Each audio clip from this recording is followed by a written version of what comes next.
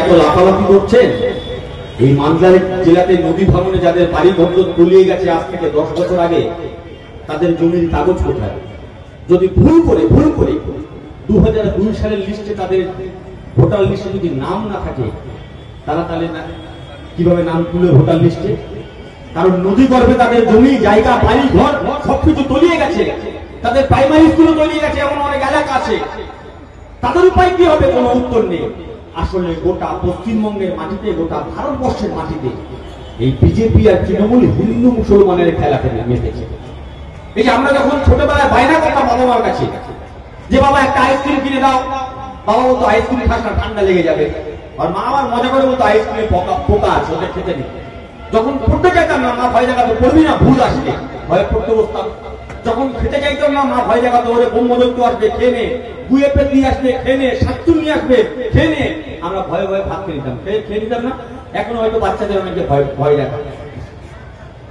এই ভারতবর্ষটা যদি একটা পরিবার হয়, আর সেই পরিবারের মাথার নাম যদি নরেন্দ্র মোদী হয়, এই পরিবারের মধ্যে অনেক অনেক মানুষ তার মাথার কাছে যখন আবদার করে যে আচ্ছা আমি চাকরি পাবো না কেন, আমি কাজ পাবো না কেন, তুমি তো দেশের প্রধানমন্ত্রী, তুমি তো বলেছিলে महंगाई का जमाना खत्म हो गया, अब मोदी का जमाना चालू हो गया। আমরা বললাম সেটা কি কোনো সকাল সকাল পদ্ম ফুলে ছাপটা মারো, দেখবে সকাল সকাল উঠে পরদিন সকালে এখন বিজেপির সরকার আসবে, চাল ডাল আলু পেঁয়াজ পেট্রোল ডিজেল রান্না গ্যাসের দাম হুড়ু করে কমে যাবে, জিনিসপত্রের দাম হুড়ু করে কমে যাবে। তুমি তো বিজেপি সরকার, তুমি বলেছিলে বছরে 2 কোটি বেকারের চাকরি দেবে। আচ্ছা চাকরি কোথায়? বললো চাকরি ওরে বাবা, চাকরি চাইতে কেউ না, রাম মন্দির হবে। আমরা বললাম আমরা খেতে পাচ্ছি না, রেশনের ব্যবস্থা করো। বললো ওয়াকাফ বিল আনবো। আমরা বললাম বেকারদের হাতে কাজ দিন।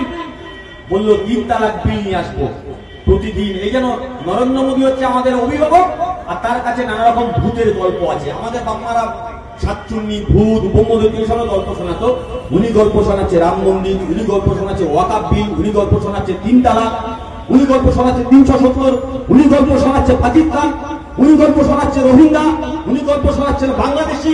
এই বলে আমাদের মনে আতঙ্ক তৈরি করবার চেষ্টা করা হচ্ছে। ওয়াকাফ বিল নিয়ে যখন আন্দোলন হচ্ছে গোটা ভারতবর্ষ জুড়ে, যখন বিজেপি সরকার ওয়াকাফ বিল নিয়ে এলো, সেই সময় আমরা দেখলাম গোটা ভারতবর্ষের মানুষ রাস্তায় নেমেছে। এই পশ্চিমবঙ্গের মানুষ রাস্তায় নেমেছে, মুর্শিদাবাদ জেলার মানুষ রাস্তায় নেমেছিল। আর সেই সময় আমরা দেখলাম মুর্শিদাবাদে একটা দাঙ্গার পরিস্থিতি তৈরি হলো। তখন আমাদের রাজ্যের মুখ্যমন্ত্রী মুর্শিদাবাদে সে ছুটিতে দাঁড়িয়ে বলেছিল এখানে আন্দোলন করে কি করবেন, দিল্লিতে গিয়ে আন্দোলন করুন। আচ্ছা দিল্লিতে গিয়ে সাধারণ মানুষ যদি আন্দোলন করে, তোমার এমপি এমএলএ কি চিত্রকে ভিডিও করবে? তোমার তো পাঠানো হয়েছিল দিল্লিতে। যখন ওয়াকাফ বিল পাস হচ্ছে, তখন তৃণমূলের 3 জন এমপি পার্লামেন্টে যায় নাই। তাহলে তাদের ব্যবস্থা করুন। আপনি তাদেরকে দিল্লিতে লড়াই করতে না পাঠিয়ে সাধারণ মানুষকে বলছেন দিল্লিতে গিয়ে আন্দোলন করো। আর কোন চিন্তা নেই, আমি পশ্চিমবঙ্গে থাকতে ওয়াকাফ নিয়ে কিছু হতে দেব না। তারপরে দেখলাম হঠাৎ করে রাতের অন্ধকারে যখন সাধারণ মানুষ এসআইআর এর আতঙ্কে যখন ঢুকছে, যখন সাধারণ মানুষ চাচা আপন প্রাণ বাঁচা নিচের নাম যখন ভোটার তালিকায় করবার জন্য হন্য হয়ে ঘুরে বেড়াচ্ছে, তখন রাতের অন্ধকারে রাজ্যের মুখ্যমন্ত্রী ডিএমকে নির্দেশ দিল যে অমিত ভোটারের নাম নথিভুক্ত করতে হবে, সঙ্গে 1 গাদা কাগজপত্র দিয়েছে, সেইগুলো নিয়ে অমিত ভোটারে তুলতে হবে। আচ্ছা যদি অমিত ভোটারে না তোলে তাহলে কি হবে? যদি না তোলে ওই ওয়াকাফের সম্পত্তি ডিএম দখল করতে পারবে, ওতে 1 নম্বর খুঁটিয়ে এনে চলে আসবে, ওতে সরকারি জায়গা হয়ে যাবে।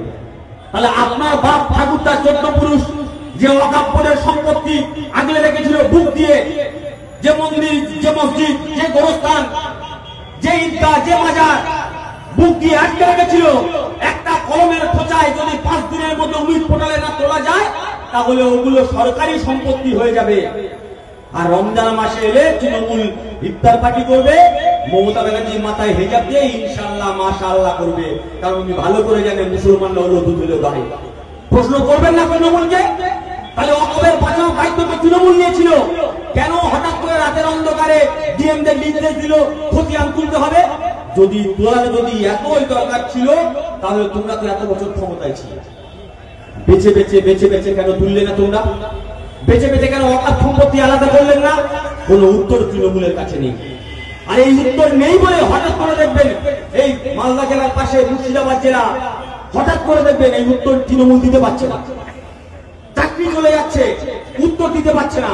উত্তর দিতে পারছে না বলে তৃণমূলের একজন ওই এমএলএ আছে হুমায়ুন, আমরা শুনতাম ছোটবেলায় পড়েছিলাম বাবার হইল আবার জ্বর সাইল উষাদে, মানে মুঘল সাম্রাজ্যের নাম পরপর বাবর হুমায়ুন এমন করে মনে রাখতাম। এখন নতুন করে বাবরের ছেলে হুমায়ুন মুর্শিদাবাদে জন্ম নিয়েছে। ও যেমন বাপের নামের মসজিদ আমি করবো, আমি বাপরি মসজিদ তৈরি করব। আমরা প্রশ্ন করতে চাই ধর্মপ্রাণ মুসলমান ভাইদের কাছে, যারা আমার কথা শুনতে পাচ্ছে, যখন বাবরি মসজিদের রায় বেরোয় তখন ভারতবর্ষের ধর্মপ্রাণ মুসলমানরা অনিশ্চিত সত্ত্বেও এই রায় মুখ বেঁচে সহ্য করে নিয়েছিল। কেন না, ভারতবর্ষের মাটিতে যাতে কোনো অশান্তি না বাড়ে, ভারতবর্ষের মাটিতে যাতে সাম্প্রদায়িক গন্ডগোল না বাড়ে, যাতে সম্প্রীতির পরিবেশ নষ্ট না হয়, তাতে দাঁত চেপে সুপ্রিম কোর্টের সিদ্ধান্ত দেওয়া ভারতবর্ষের মুসলমানরা মেনে নিয়েছিল। তুমি আজকে হুমায়ুন কবির, তুমি দুদিন আগে বিজেপিতে গিয়েছিলে, তুমি এখন বলছো মুর্শিদাবাদে আমি বাবরি মসজিদ তৈরি করব। আমরা প্রশ্ন করতে চাই, যখন কোরআন শরীফ নাজিল হয়, প্রথম শব্দটি নাজিল হয়েছিল, তার নাম ছিল ইকরা, মানে জ্ঞান, জানা। ইসলাম শরিয়াত অনুযায়ী জ্ঞানকে, শিক্ষাকে সবচেয়ে এগিয়ে দিয়েছে। হুমায়ুন কবির যদি মুসলমানদের এত ভালোবাসে, ওনার বাড়ি থেকে মাত্র 30 কিলোমিটার দূরে আলিগড় ইউনিভার্সিটির সেকেন্ড ক্যাম্পাস জঙ্গিপুরে আছে। তুমি হুমায়ুন কবির, তুমি তো তৃণমূলের এমএলএ ছিলে, তুমি কোনোদিন আলিগড়ের ক্যাম্পাসে গিয়েছো? দেখেছো জঙ্গিপুরে ক্যাম্পাসটা কেমন আছে? আলিগড় ইউনিভার্সিটি আস্তে আস্তে বন্ধ হচ্ছে মুর্শিদাবাদে।